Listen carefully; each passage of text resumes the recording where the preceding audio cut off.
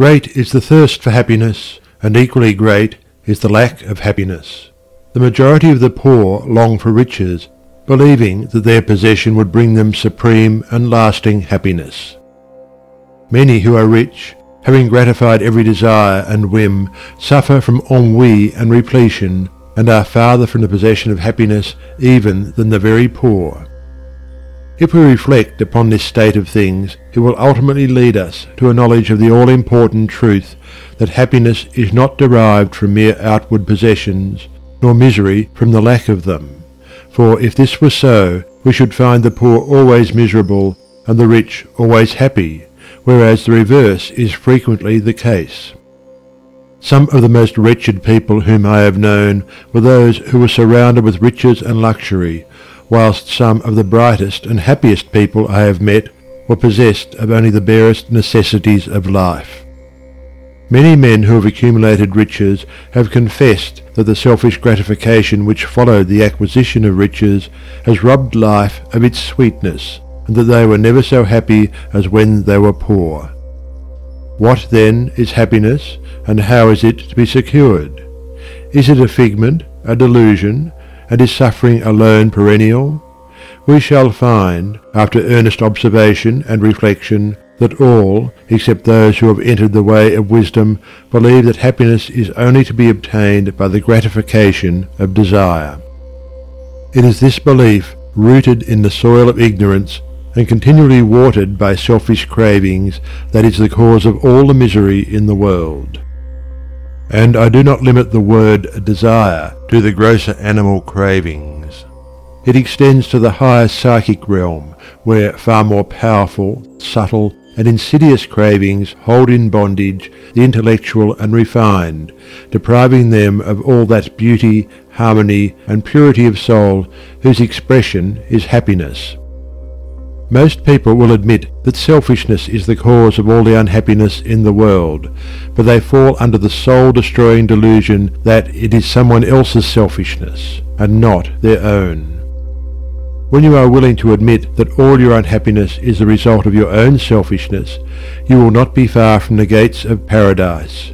But so long as you are convinced that it is the selfishness of others that is robbing you of joy, so long will you remain a prisoner in your self-created purgatory. Happiness is that inward state of perfect satisfaction which is joy and peace, and from which all desire is eliminated. The satisfaction which results from gratified desire is brief and illusionary, and is always followed by an increased demand for gratification. Desire is as insatiable as the ocean, and clamours louder and louder as its demands are attended to. It claims ever-increasing service from its deluded devotees, until at last they are struck down with physical or mental anguish, and are hurled into the purifying fires of suffering. Desire is the region of hell, and all torments are centred there. The giving up of desire is the realization of heaven, and all delights await the pilgrim there. I sent my soul through the invisible some letter of that afterlife to spell, and by my soul returned to me and whispered, I myself am heaven and hell.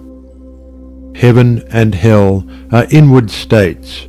Sink into self and all its gratifications, and you sink into hell. Rise above self into that state of consciousness which is the utter denial and forgetfulness of self, and you enter heaven. Self is blind, without judgment, not possessed of true knowledge, and always leads to suffering. Correct perception, unbiased judgment, and true knowledge belong only to the divine state, and only insofar as you realize this divine consciousness can you know what real happiness is.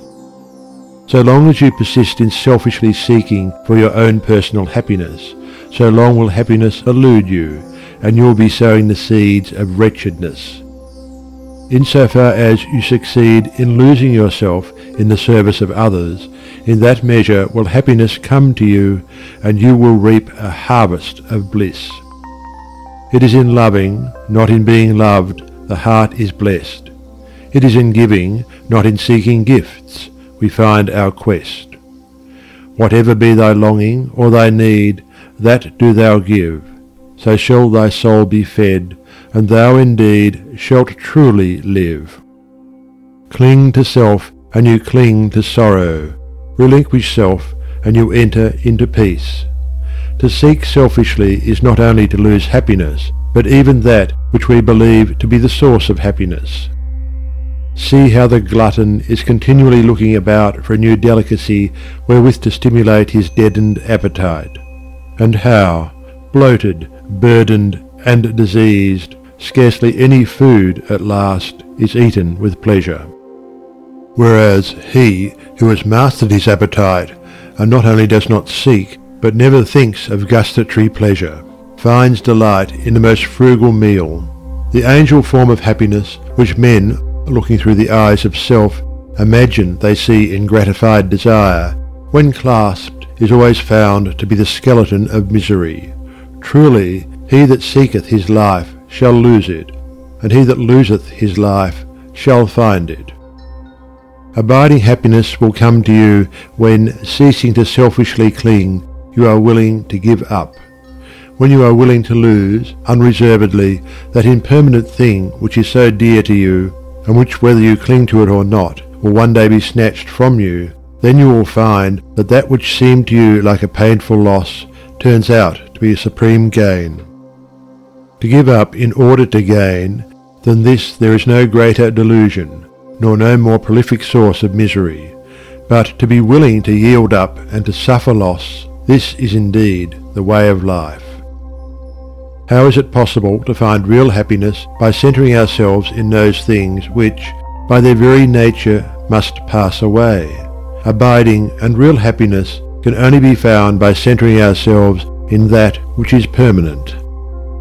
Rise, therefore, above the clinging to and the craving for impermanent things, and you will then enter into a consciousness of the eternal. And as, rising above self, and by growing more and more into the spirit of purity, self-sacrifice and universal love, you become centered in that consciousness, you will realize that happiness which has no reaction and which can never be taken from you.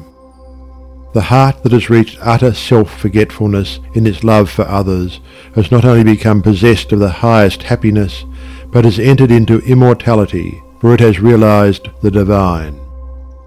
Look back upon your life, and you will find that the moments of supremest happiness were those in which you uttered some word or performed some act of compassion or self-denying love. Spiritually, happiness and harmony are synonymous. Harmony is one phase of the great law whose spiritual expression is love. All selfishness is discord, and to be selfish is to be out of harmony with the divine order.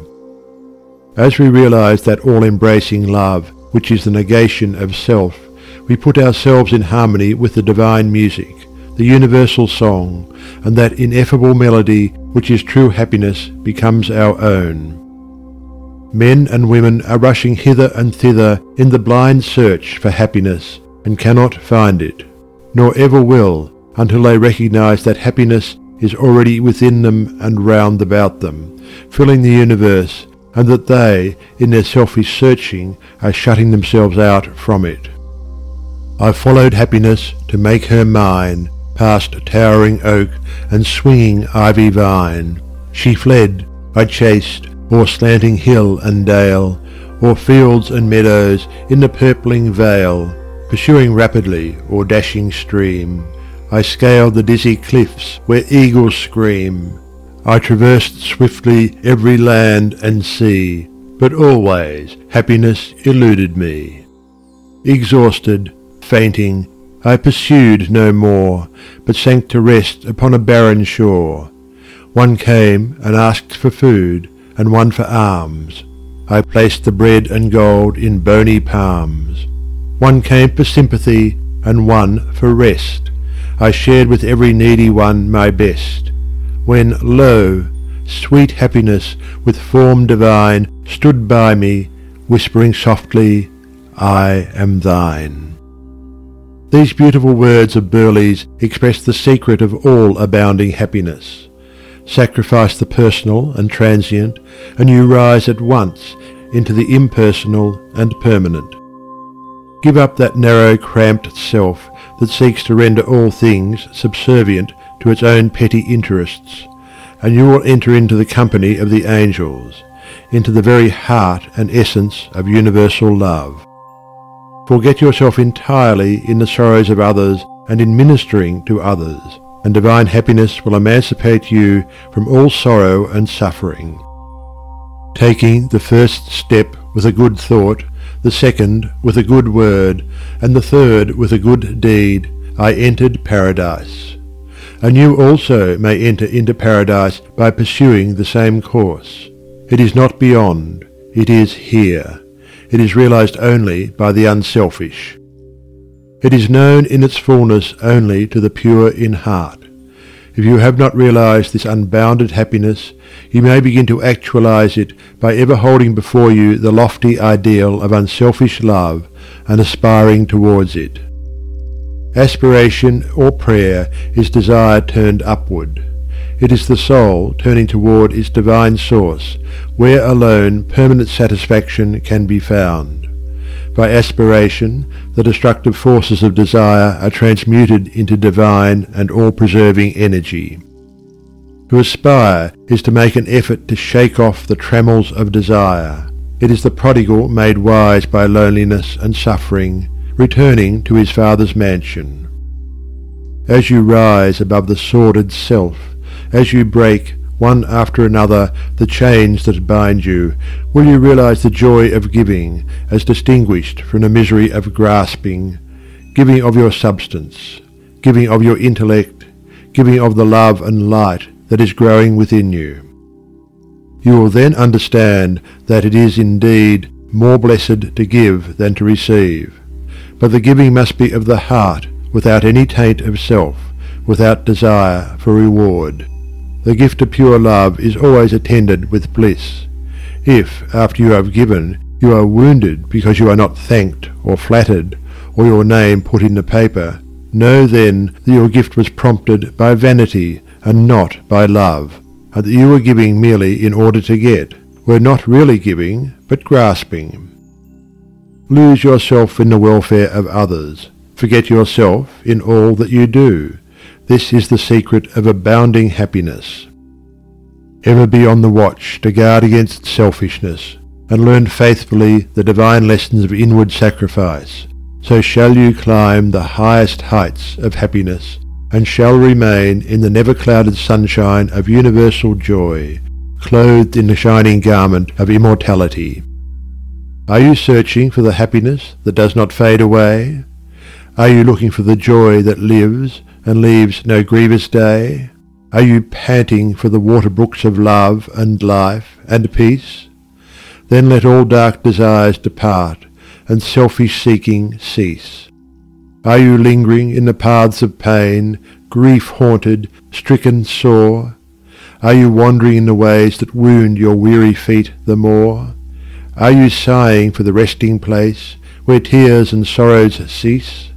Then sacrifice your selfish heart, and find the heart of peace. End of section 6.